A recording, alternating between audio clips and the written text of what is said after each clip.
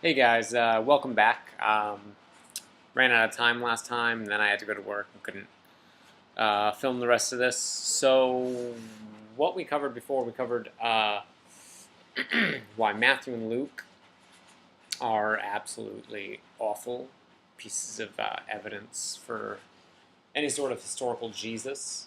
And we covered a bit of Mark. We talked about, uh, started talking about how Mark was most likely Greek and not a Palestinian, and I started giving um, my reasons as to why this is my hypothesis.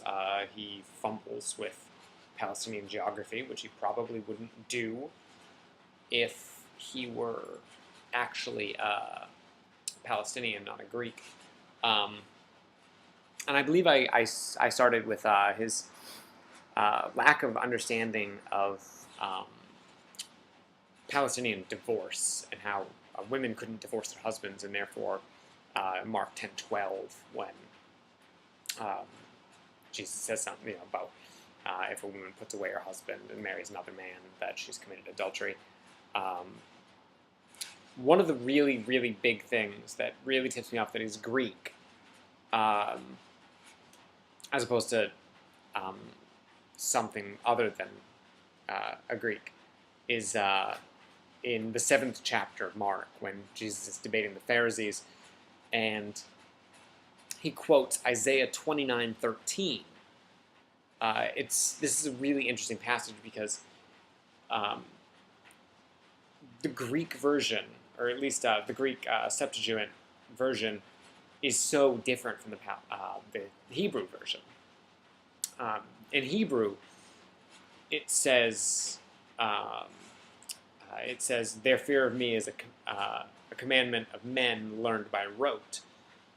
But the Greek, it's much more long-winded. It's much more obtuse, I guess would be a good word for it. It says, why the Lord said, for as much as this people draw near me with their mouth, and with their lips do honor me, but have removed their heart far from me, and their fear toward me is taught by the precept of men.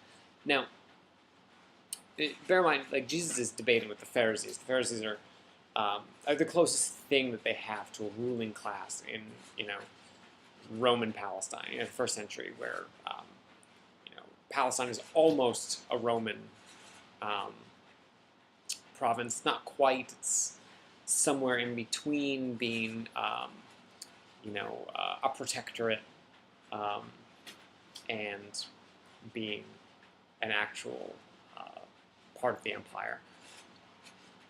So I mean, you have puppet kings, Herod the Great, and then his successors, Herod Antipas, and all the others. But the Pharisees, particularly the Sanhedrin, the council. I mean, these are men who spend their entire lives studying Hebrew scripture. They know the law, and I mean it's really their job to make sure everyone else is miserable, essentially, because of the religious law. It's the little power they have, they make sure they exercise it. And they make sure they know it. These people, they would spend Sabbat like down at the temple debating the law. That was their life. That was their lifeblood. That's what they did. And no Pharisee in his right mind would ever concede a debate point based on a Greek mistranslation. It's hogwash.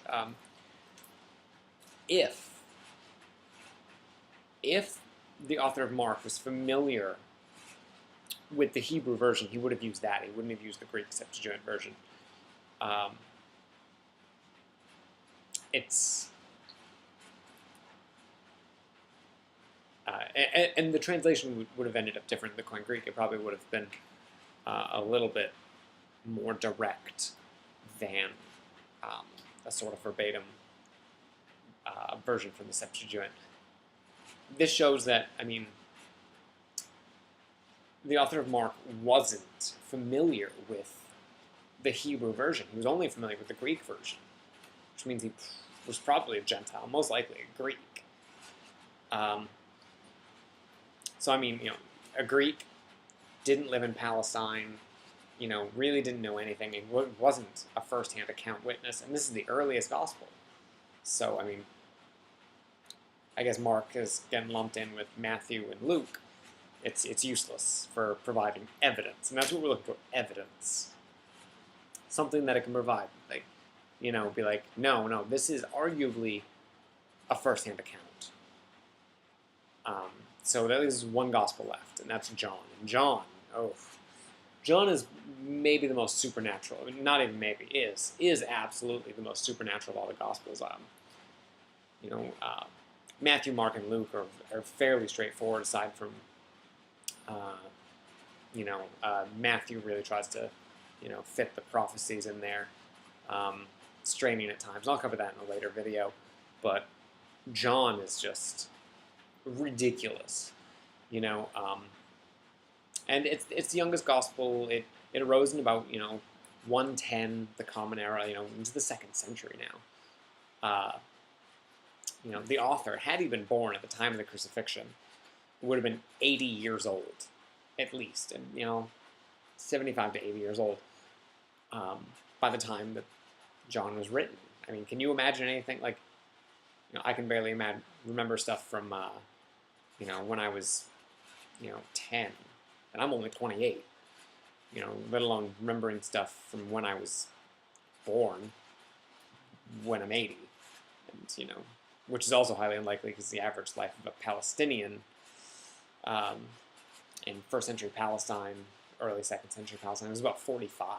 If you live past 50, your family's probably looking to nudge you off. It was time to go.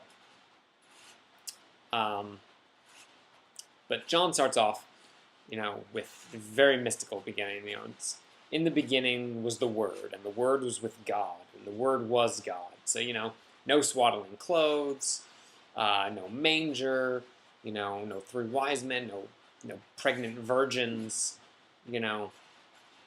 just God and the Word, and there's Jesus. Jesus is poof. It's almost it makes me think of like Athena busting forth from Zeus's head. It's very supernatural, very weird. Now, something that in debating Christians has come up a lot, I've noticed, is John 21:24, which states, "This is the disciple which testifieth of these things, and wrote these things, and we know that his testimony is true." And all right, it says this was the guy. None of the other Gospels claim that this was directly. It's sort of implied in the Gospel of St. Mark and the Gospel of St. Matthew and blah blah blah. But this, John 21:24 states that this is the disciple of Jesus. Problem. And the number one problem is that the earliest manuscripts of John end at John 20:31. The 21st chapter was added at maybe centuries later, probably by church fathers looking to, maybe I'm not familiar with the exact time it was added, but I know it doesn't appear in anything before the 3rd century. So, I mean, it might have appeared, the early church fathers trying to hammer it in, make sure it makes the cut for the Vulgate. John was a big contender. Revelations of John got into the Bible. Apocalypse of Peter didn't, despite the fact that Apocalypse of Peter was actually more widely used at the time than Revelations. But, you play your favorites, right? But that's it. That's the Gospels. All 4. And really why they provide absolutely no evidence whatsoever as to, if Jesus even existed. And in the next video, I'm going to go over the epistles and why Paul does an even more piss-poor job than, the authors of the 4 Gospels. So, I'll see you guys later.